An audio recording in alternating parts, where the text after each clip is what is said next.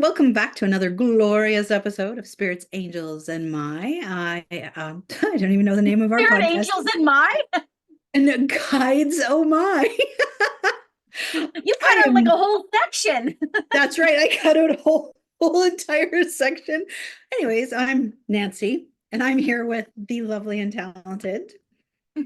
I'm Tara Diana, and we do have our guides still working with us. They are here with us today.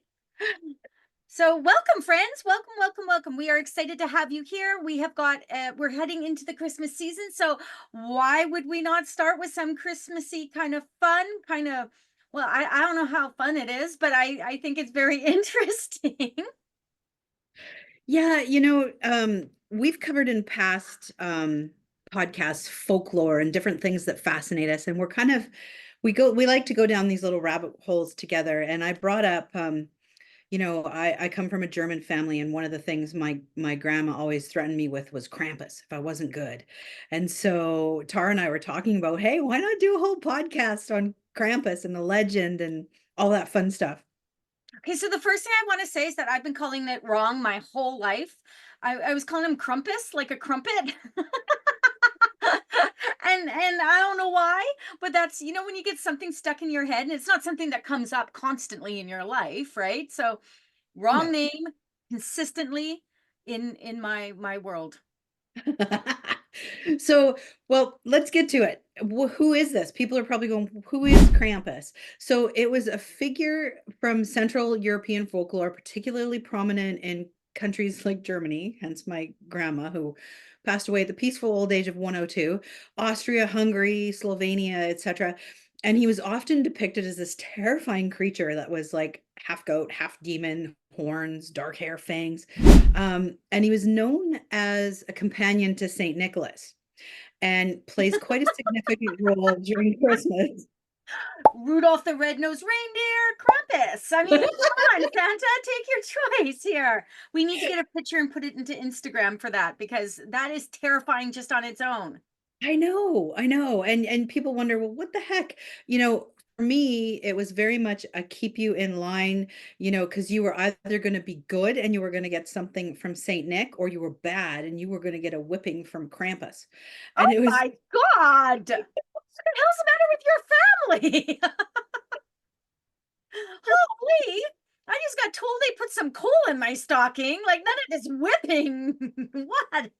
well, Holy. Grandma never went as hardcore as the whipping, but that is what the legend's attached to. She went more with the lump of coal. And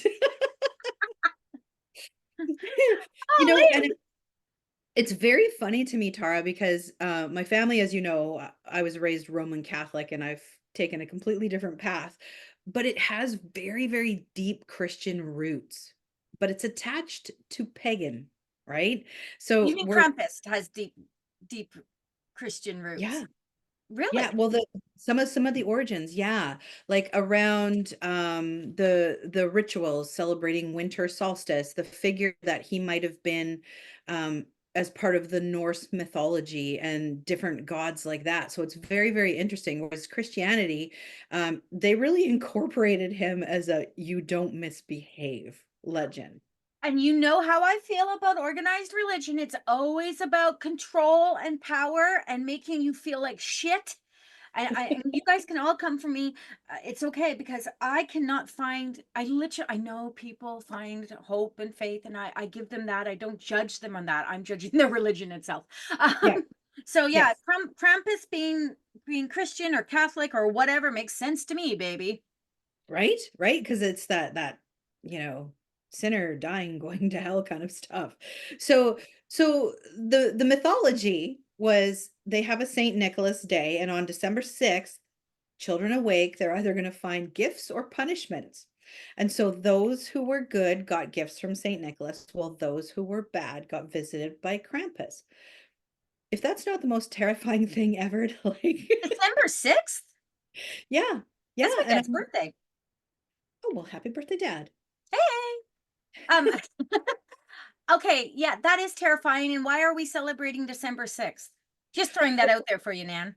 It's for the month of December, you and I had talked about doing seasonal focus around Christmas. And so not every culture, not every place celebrates exactly on the 25th like we do in North America. So this is just where his history and legend is attached to, is for whatever reason. And maybe I just need to dive deeper why St. Nicholas Day is on December 6th, but I didn't go down that rabbit hole. Well, trust me to throw this at you, Miss Researcher, and say, out of all the things I could have said, why December 6th? Yeah, Our viewers, if you guys are watching or listening to us, you find out why December 6th and tell us.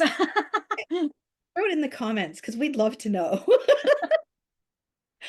We're moving on after this. Totally, totally. We're gonna have happier stuff. But Okay, so go ahead. no, I was just gonna say, tell us some more about it. I mean, again, it comes down to being good or bad. I mean, really, Saint Nick, Santa Claus is all about, he knows when you've been good or bad. So be good for goodness sake. I can't believe I just sang that. Someone needs to get me a star somewhere. I Um, love that. but it's always about that good or bad, right? Mhm. Like, oh, it is literally all about keeping you in line. But Santa is such a jolly old saint. And Yes. Krampus, or I say his name wrong all the time, but Krampus, like, why we need to go down that road of like fangs and sharp teeth and I'm very unhappy. It's interesting because when you look at its roots and its beginnings, and you talk about Christianity, I mean, the majority of Christians and Roman Catholics believe, in the birth of baby Jesus. And so I wonder if commercialism brought this in, that, oh, no, no, no, no. If you're going to take this off on the side and have some jolly fat man bringing presents, we got to introduce something negative to like balance this stuff out. Light and dark, positive and negative. I feel like they went too far. I feel like they went too far with this. I mean, who needs a fanged, not so nice Christmas character? Well, I think this goes back as far as like the 1800s, early Yes. 1900s. So, Yeah. I mean, we're talking fairly antiquated times where people ruled with the stick rather than, Hmm. of Hmm. influence and stuff like that. And with trying to take things away from that perceived paganism, even though when you look at paganism, it's beautiful. We've got winter solace. We've got a period when the time between the veil becomes so thin between the physical and the spiritual realm. And so, I do wonder if sort of the patriarchal sort of type of society in the 1800s, 1900s went, we got to introduce some. You've been bad. Because we can't have you all feeling good.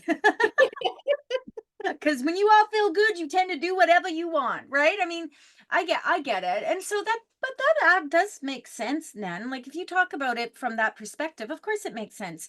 Again, it's about keeping people in line. It's about keeping, the kids. It's like the monster under the bed, Mhm, right? mhm. Like, oh, you're gonna have sweet dreams, but something's in your closet, something's under your bed, right? Like Yeah. it And the helps. behavioral consequences around that, right? Like True. him coming in and being, there's consequences.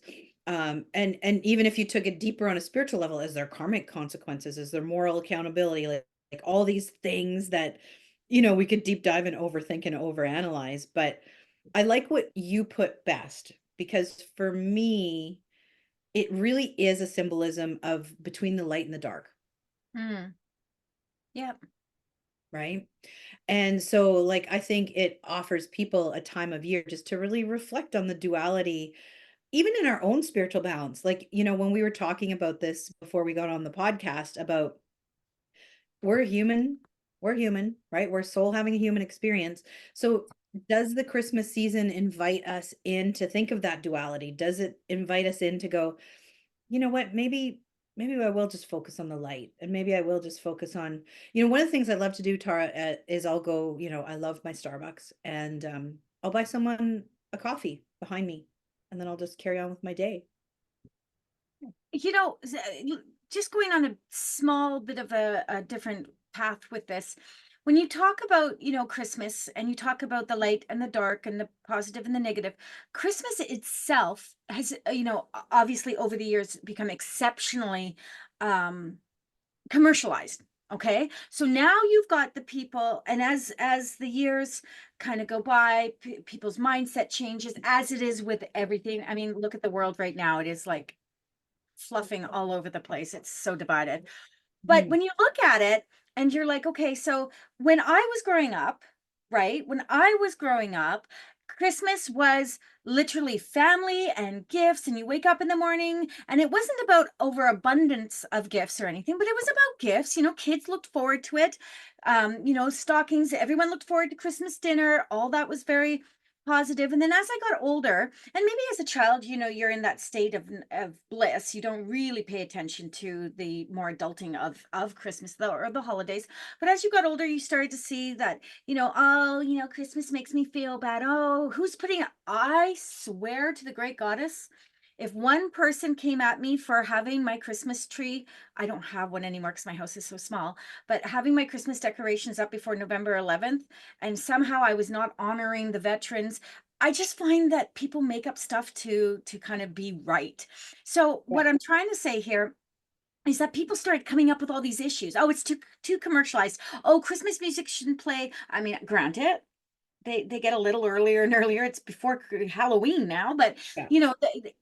everyone seems to find these problems with it.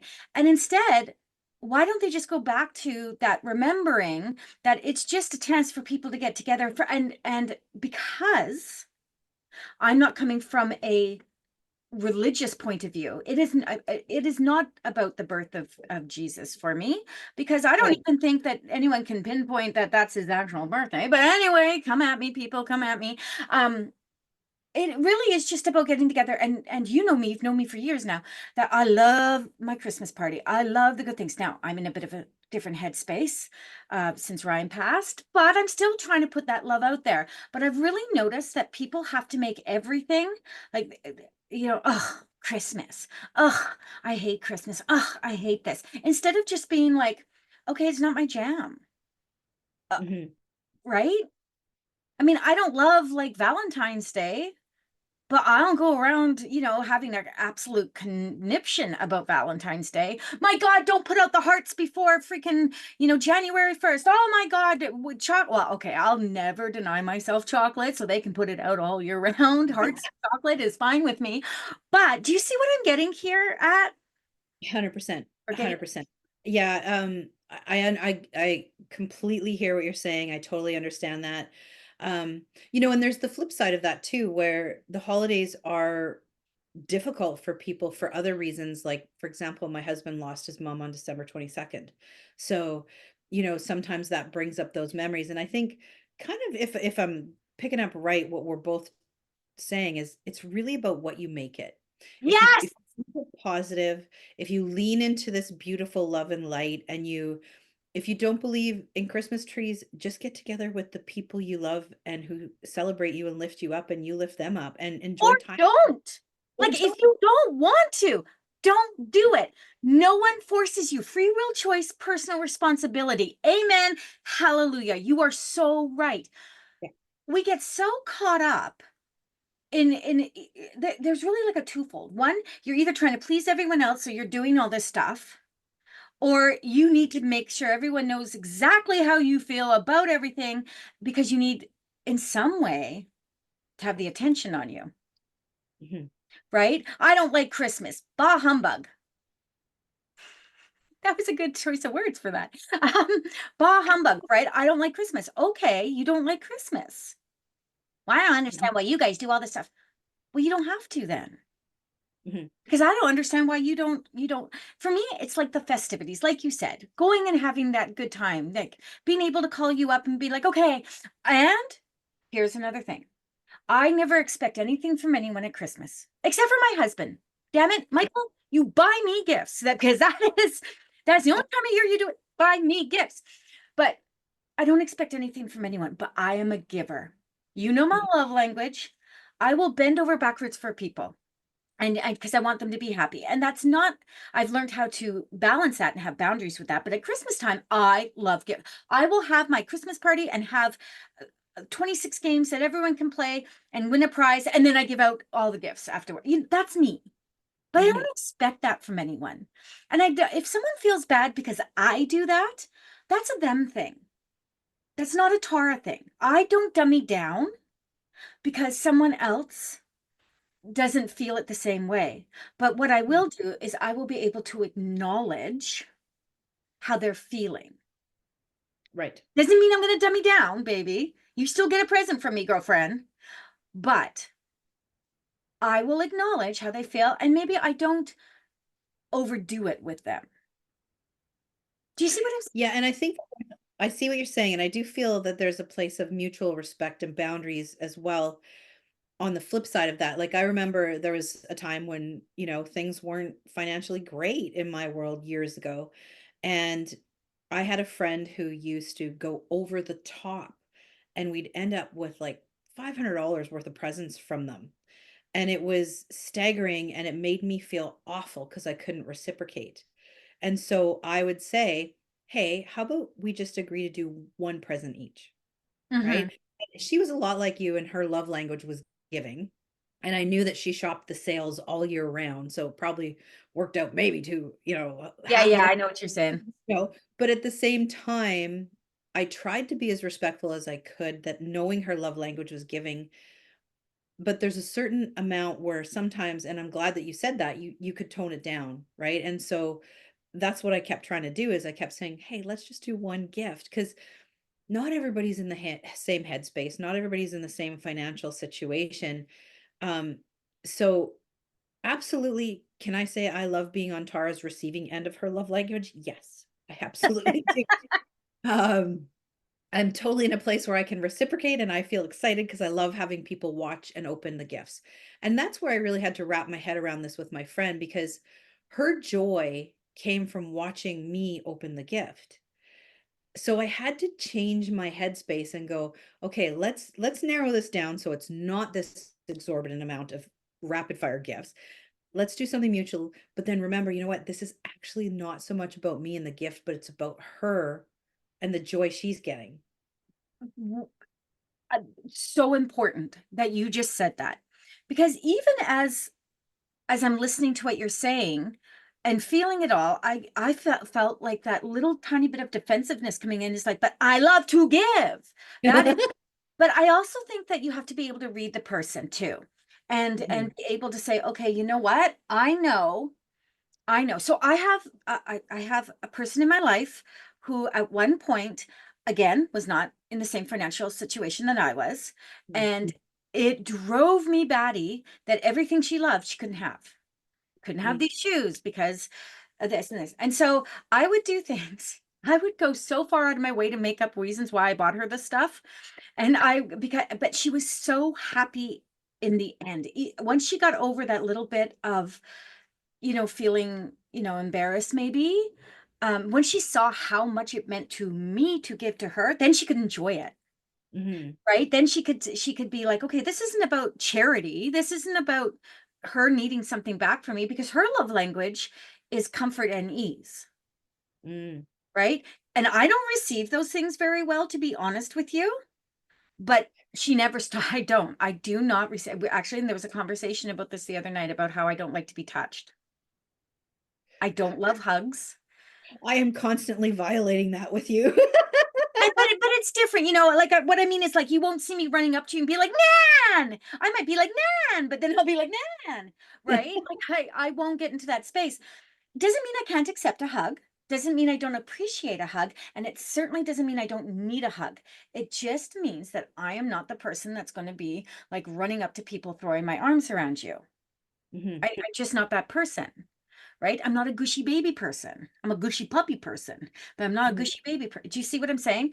So people are probably going, what are you two talking about now? We are talking about Krampus, but it's about the give and the take, and it's about the light and the dark and the positive and the negative, and how here we have Saint Nick who's supposed to be all the good things.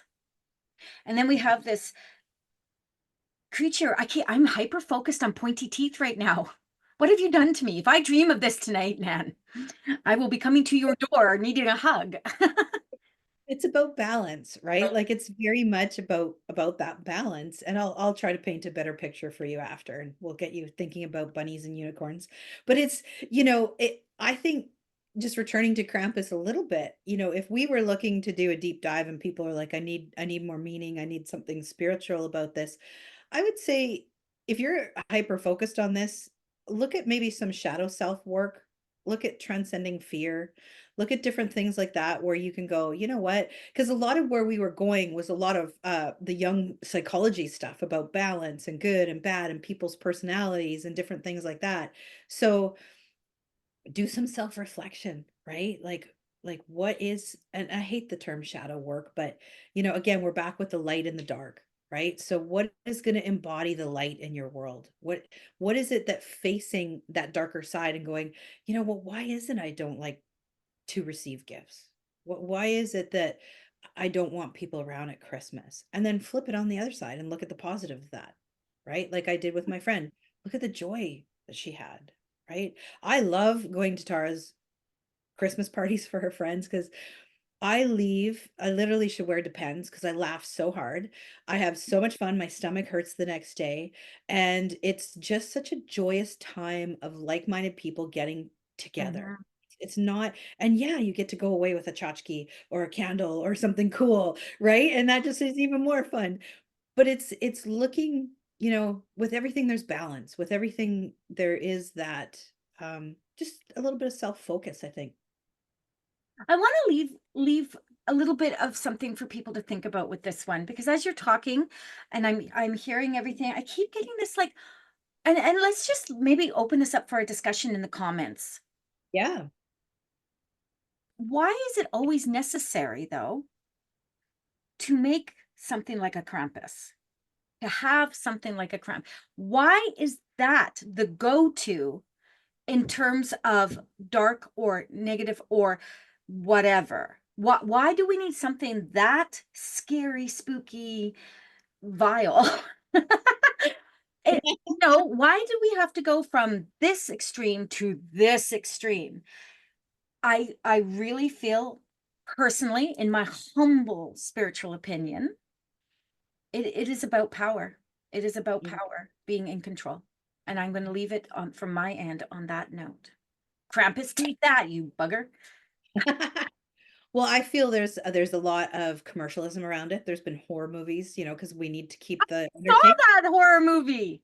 Yeah, Yeah, yeah, it was exactly. And of course, that came out at Christmas time, of course. but it again, the legend of him has faded away a lot over time, but it definitely would have been a patriarchal society bringing that in to keep control over the masses for sure.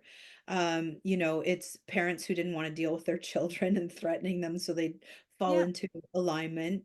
Um, but I'm Why interested couldn't in we just have a our, reindeer with like I don't know, some kind of like goth colored antlers or something? Like, why does it have to be so like breathtakingly yucky? well, and I think too where it was started as far as the legend was in Christianity. And so you had God and you had the devil with horns, right? Well, there you go. Now we need a reindeer with black. I need a reindeer with black horns. Give me a goth reindeer. Listen, if you one of my favorite Christmas shows is Rudolph the Red-Nosed Reindeer. Yeah. And he was bullied, like He was bullied. there's like I can these sing a horrible reindeer song. there's these horrible light and dark things, especially from the 60s and 70s. Like you and I were raised in some tough Right? With that Yukon, whoever he was, and the heat miser and the this yeah. abominable snowman. Oh my And God, we watch and those. an elf with identity problems. The Like, dentist, he wanted to be a dentist, not make toys. Oh my God. Oh my God. okay, I Okay, think we're man, bringing I up. think we have to kick Krampus back into the closet or under the bed or wherever that sorry son of a gun has to go to Yes. and close this one out. We'll save our trip down memory lane of all the other Christmas shows for another podcast.